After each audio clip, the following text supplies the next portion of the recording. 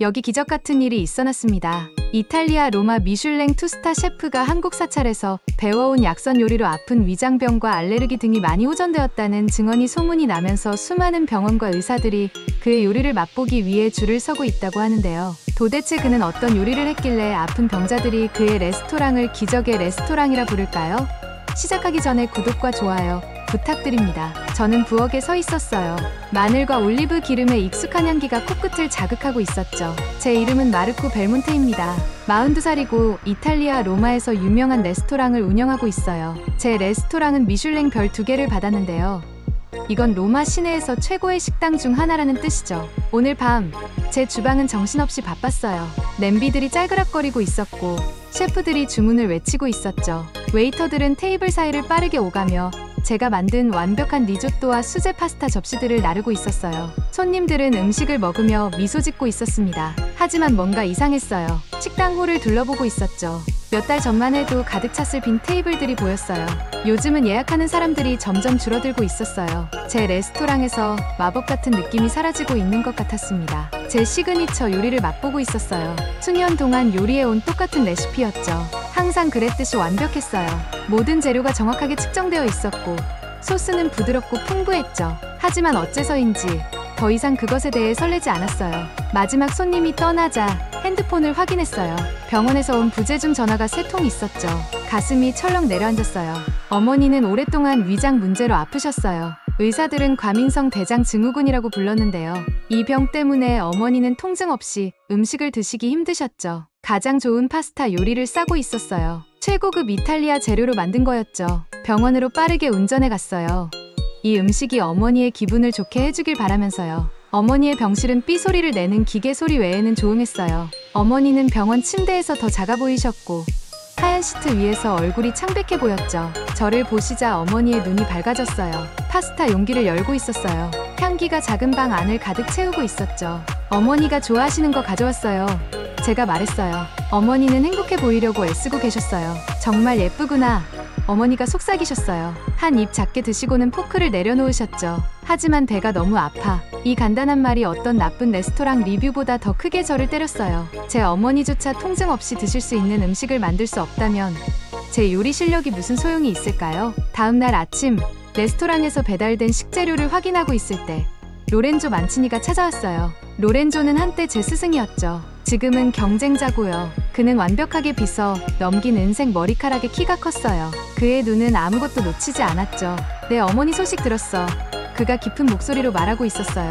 그리고 내가 더 건강한 음식을 만들 생각을 하고 있다고도 들었어. 그는 눈살을 찌푸리며 팔짱을 끼고 있었어요. 진정한 이탈리아 요리는 전통적인 재료와 방법을 사용하는 거야. 여러 세대를 거쳐 완성된 것들을 버리지 마. 그의 말이 하루 종일 머릿속에 맴돌고 있었어요.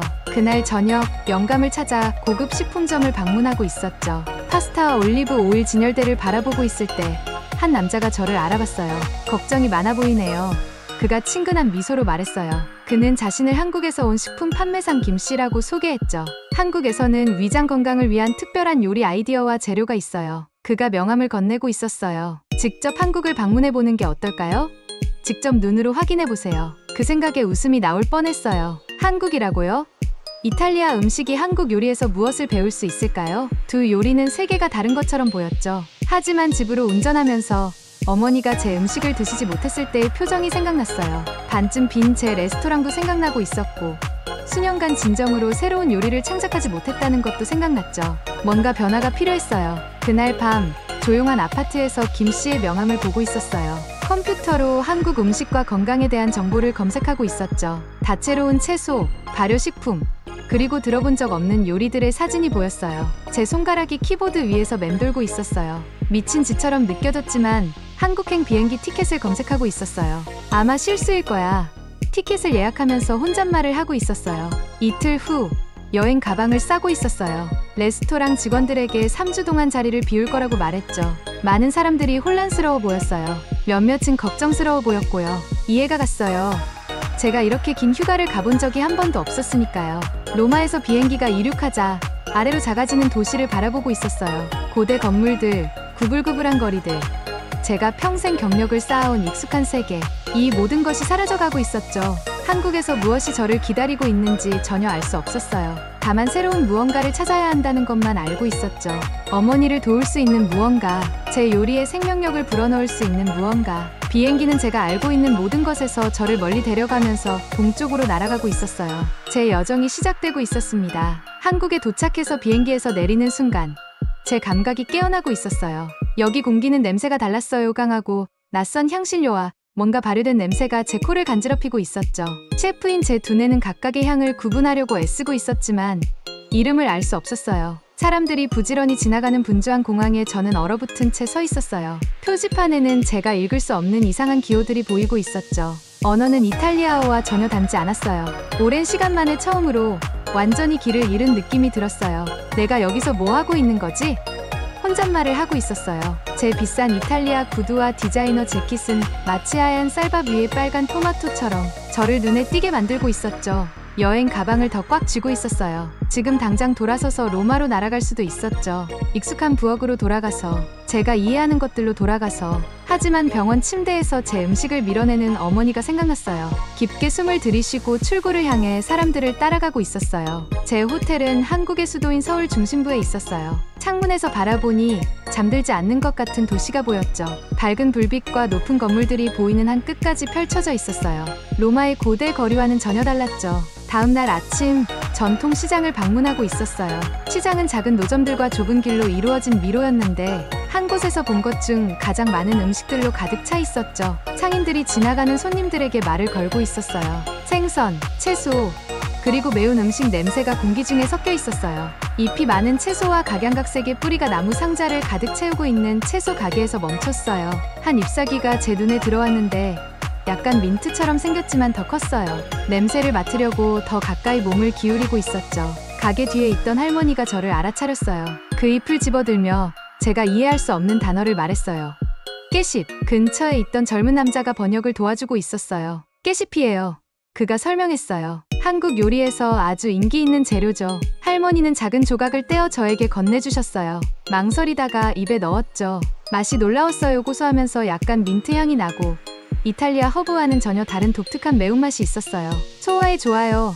할머니가 말씀하시는 동안 젊은 남자가 번역해주고 있었어요. 위에 아주 치유 효과가 있죠. 제 눈이 커졌어요. 이게 바로 제가 배우러 온 것이었죠. 몇 시간 동안 시장을 돌아다니며 전에 본 적 없는 음식들을 발견하고 있었어요. 고사리를 찾았어요. 물에 불리기 전까지는 구불구불한 갈색 막대기처럼 보이는 고사리였죠. 들깨도 보았어요. 가루로 빻을 수 있는 들깨 씨앗이었죠. 수십 가지의 다양한 나물도 발견했어요. 단순하지만 정성스럽게 준비된 야생 채소들이었죠. 각 상인들은 음식을 보여줄 뿐만 아니라 그것에 대한 이야기도 들려주고 있었어요. 이 버섯은 폐를 맑게 해준다고 했어요. 저 뿌리는 혈액을 강화시킨다고 했죠. 이 말린 채소들은 간에 좋다고 했어요. 이탈리아에서는 맛과 전통을 위해 재료를 선택하지만 여기에서는 사람들이 몸을 치유하는 방법도 고려해서 음식을 선택하고 있었어요. 다음 날 안드레아라는 한국계 이탈리아 여성을 만났어요. 그녀가 제 가이드가 되어주겠다고 했죠. 그녀의 따뜻한 미소와 편안한 태도는 제가 도착한 이후 처음으로 환영받는 느낌이 들게 해줬어요. 대부분의 외국인들은 처음에 한국 음식이 너무 낯설다고 느껴요. 우리가 도시를 걸으며 그녀가 말하고 있었어요. 이해하는 데 시간을 주세요. 안드레아는 저를 전통 한국 식당으로 데려갔어요. 큰 파스타나 고기 접시가 있는 이탈리아 식당과 달리 여기서는 테이블이 작은 여러 접시로 가득 차고 있었어요. 안드레아는 이것을 반찬이라고 불렀죠. 각각 특별한 방식으로 준비된 적어도 15가지 다른 채소가 있었어요. 한국의 생각에서는 음식이 약이에요. 안드레아가 설명하고 있었어요. 우리는 약식 동원이라고 해요. 음식과 약이 같은 근원에서 온다는 뜻이죠. 금속 젓가락을 집어 들고 또 다른 새로운 도전이었죠. 천천히 각 요리를 맛보고 있었어요. 어떤 맛은 강하고 낯설었어요.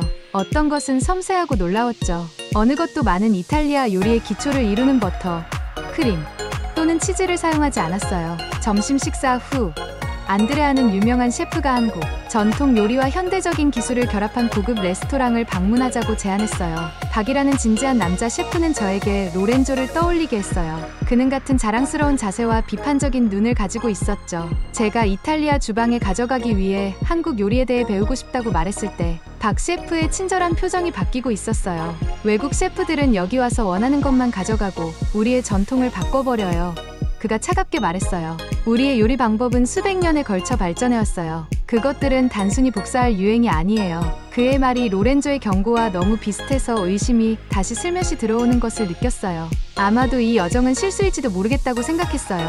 아마도 내가 아는 것에 충실해야 할지도 모른다고요. 그날 밤 호텔방에서 제 위가 특이하게 편안하게 느껴졌어요. 하루 종일 풍부하고 산성인 음식을 맛보는 셰프들에게 흔한 문제인 속쓰림으로 수년간 살아온 후 통증이 사라진 것을 알아차렸어요.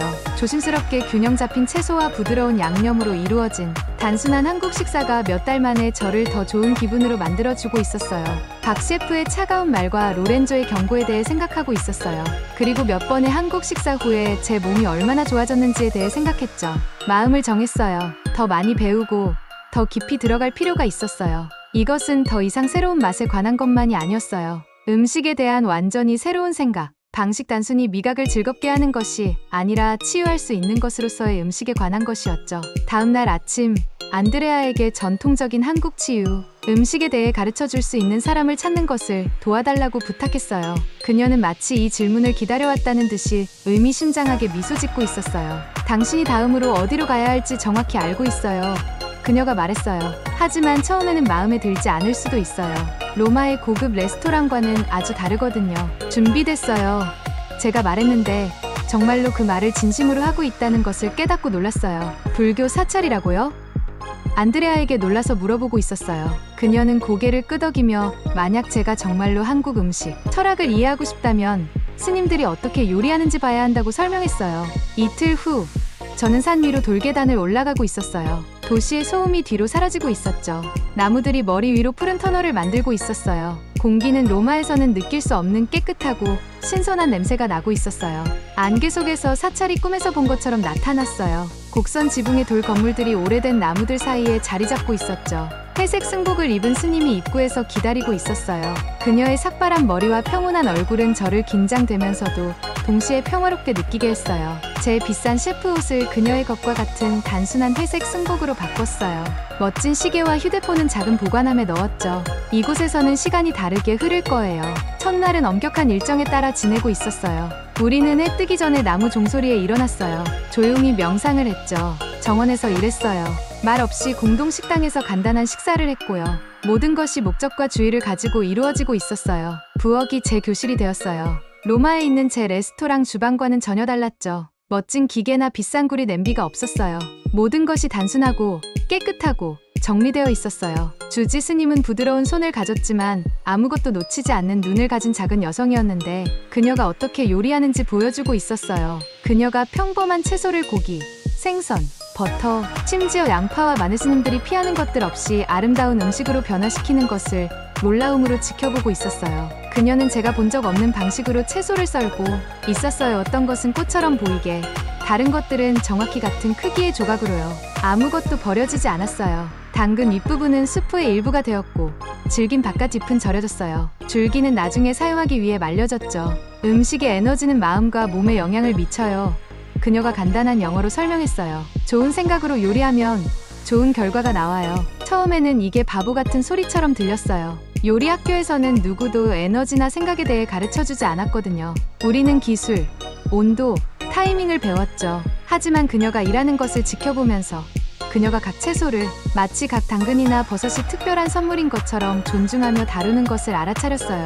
셋째 날 아침, 우리는 야생 식품을 모으기 위해 숲으로 걸어갔어요. 스님은 제가 알아차리지 못하고 밟고 지나갔을 식물들을 가리키고 있었어요. 그녀는 바위 사이에서 자라는 고사리를 보여주며 유해 물질을 제거하기 위해 몇 시간 동안 담가서 안전하게 준비하는 방법을 설명했어요. 자연은 몸이 필요한 것을 제공해요.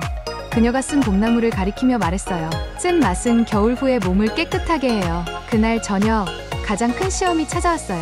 주지 스님이 모두를 위해 저녁 식사를 준비해달라고 부탁했어요. 혼자서요. 오직 사찰 재료와 지금까지 배운 것만 사용해서요. 낯선 부엌에 서서 채소, 곡물, 말린 버섯으로 둘러싸여 있었어요. 버터도 없고 와인도 없고 파스타도 없었어요. 음식을 맛있게 만들기 위한 제 평소 재료들은 하나도 없었죠. 가슴속에 공포가 올라오고 있었어요. 내가 뭘 생각했던 거지? 나는 미슐랭 별 2개를 가진 이탈리아 셰프인데 완벽한 리조또와 수제 파스타를 만드는 사람이라고. 이런 방식으로 요리하는 법을 모르잖아. 눈을 감고 깊은 숨을 들이마셨어요. 병원 침대에 누워 계신 어머니를 생각했어요. 서서히 사라져가는 레스토랑 손님들도 생각했죠. 스님이 각 채소를 다루는 평온한 방식도 생각했고요. 천천히 다시 시작했어요. 재료들을 억지로 이탈리아 음식으로 만들려고 하지 않았어요. 대신 그들이 무엇이 되고 싶은지 귀 기울여 들었죠. 스님이 보여준 대로 각각을 조심스럽게 썰어서 쌀과 산나물로 간단한 비빔밥을 만들었어요. 말린 버섯과 해조류로 맑은 국을 준비했고요. 모든 것을 사찰에서 사용하는 아름다운 돌그릇에 담았어요. 스님들이 제 음식을 맛볼 때 놀라운 일이 일어났어요. 좀처럼 감정을 보이지 않는 주지 스님이 작은 미소를 지으며 고개를 끄덕였어요. 말없이도 제가 시험을 통과했다는 것을 이해했어요. 그날 밤 사찰 위의 별을 바라보며 중요한 것을 깨달았어요. 제 요리의 문제는 새로운 기술이나 더 좋은 재료가 필요하다는 게 아니었어요. 문제는 제 접근 방식이었죠. 저는 사람들에게 감명을 주기 위해, 상을 받기 위해, 최고가 되기 위해 요리해왔어요. 이 스님들은 몸과 영혼을 살찌우기 위해 요리하고 있었어요. 모든 채소, 모든 쌀알, 모든 요리 기술이 그 목적을 위해 봉사하고 있었죠. 수년 만에 처음으로 아직 배울 것이 많은 학생처럼 느껴지고 있었어요. 로마로 돌아가는 비행기에 탑승할 때 제 가방은 보물들로 무거웠어요. 금이나 보석이 아니라 말린 허브와 들깨, 그리고 특별한 버섯들이었죠. 제 휴대폰에는 기억하고 싶은 요리 기술들의 사진이 가득 차 있었어요. 산나물을 정확히 세척하는 방법, 인공 재료 없이 발효하는 방법, 그리고 음식을 아름답고 균형 있게 배치하는 방법 같은 것들이었죠. 설레면서도 두렵게 느껴지고 있었어요. 집에 돌아가면 어떻게 될까?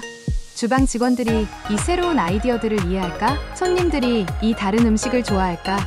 가장 중요한 건 내가 정말 어머니 같은 사람들을 치유할 수 있는 음식을 만들 수 있을까? 공중에서 여러 시간을 보낸 후 비행기가 로마에 착륙했어요. 익숙한 이탈리아 목소리들이 저를 둘러싸고 있었죠. 공항에서는 커피와 신선한 빵 냄새가 나고 있었어요. 집에 왔지만 내면은 달라진 느낌이었어요. 제 레스토랑은 3주간의 여정 동안 문을 닫고 있었어요. 정문을 열자마자 냄새가 저를 강하게 맞이했어요. 토마토, 바질, 숙성된 치즈, 올리브 오일. 이것들은 제 요리 인생의 향기였죠. 잠시 동안 한국에서 배운 모든 것을 잊고 예전 방식으로 돌아가야 하나 생각했어요. 하지만 그때 여전히 병원에 계신 어머니와 거의 비어있는 제 레스토랑이 생각났어요. 이제 뒤로 돌아갈 수 없었어요. 다음 날 아침 주방 직원들을 모았어요. 제가 가방에서 낯선 재료들을 꺼내자 그들의 얼굴에는 혼란스러운 표정이 나타나고 있었어요. 말린 고사리, 깨십 꾸러미, 그리고 발효된 페이스트 통들을 보여주고 있었죠. 제 부주방장인 안드레아가 깨십을 집어들고 의심스러운 표정으로 냄새를 맡고 있었어요. 이건 이탈리아 요리가 아니에요. 그녀가 조용히 말했어요. 우리 손님들은 특정 요리, 특정 맛을 기대하고 있어요. 그녀의 걱정을 이해했어요. 변화는 두려운 거니까요. 그래서 말만 하는 대신 그들을 위해 요리했어요. 파스타 대신 주키니 국수를 사용한 간단한 깨십 페스토를 만들었어요. 쌀 대신 보리를 사용하고 약용 허브로 맛을 낸 버섯 리조또를 만들었고요. 숲과 바다가 함께 어우러진 냄새가 나는 부드러운 국물도 준비했어요. 처음에는 그들은 그저 지켜보기만 했어요. 그리고 천천히 맛을 보기 시작했죠. 제 파티시에 미켈레의 눈이 보리 리조또를 맛보며 커지고 있었어요. 다르네요. 그가 말했어요. 하지만 좋은 의미로 달라요. 그리고 뭔가 더 가볍게 느껴져요. 다른 사람들은 여전히 확신하지 못했지만 기꺼이 시도해보려고 했어요. 우리는 다음 2주 동안 레시피를 테스트하고 실수하고 배우고 새로운 요리를 창작하며 시간을 보냈어요. 저는 한국의 치유 재료와 아이디어를 사용하면서도 이탈리아 요리의 규율을 지키자고 주장했어요. 그 결과는 새로운 무언가였어요. 단순히 요리를 섞는 것이 아니라 클래식 이탈리아 요리의 웰리스 원칙을 생각하며 접목시키는 것이었죠. 큰 시험은 어머니를 위해 요리할 때 찾아왔어요. 의사는 어머니가 몇 시간 동안 병원을 떠나 제 레스토랑을 방문할 수 있게 해주었어요. 어머니는 특별한 테이블에 앉아 지쳐 보였지만 희망에 차 있었죠. 저는 일련의 작은 접시들을 가져왔어요. 손으로 찢은 작은 파스타가 들어간 부드러운 국물, 글루텐 프리 국수를 곁들인 깨십 페스토, 그리고 소금 대신 해조류와 함께 천천히 조리된 채소들이었어요. 어머니가 첫 입을 먹을 때 제 심장이 쿵쾅거리고 있었어요.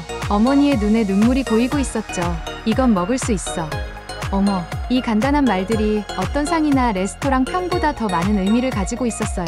하지만 모든 사람이 제 새로운 방향에 대해 기뻐하지는 않았어요. 음식 세계에서는 소식이 빠르게 퍼지죠. 제 옛 스승인 로렌조는 유명한 음식 잡지에 제가 이탈리아 전통을 배신했다고 썼어요. 레스토랑 비평가들은 맛도 보지 않고 제 음식에 대해 부정적인 글을 쓰고 있었어요. 이미 줄어들고 있던 예약은 더욱 감소했죠. 제 레스토랑에 투자한 사람들이 긴급 회의를 소집했어요. 그들은 모든 것을 잃기 전에 예전 메뉴로 돌아가자고 제안했어요. 일부 직원들은 다른 레스토랑에서 일자리를 찾기 시작했죠.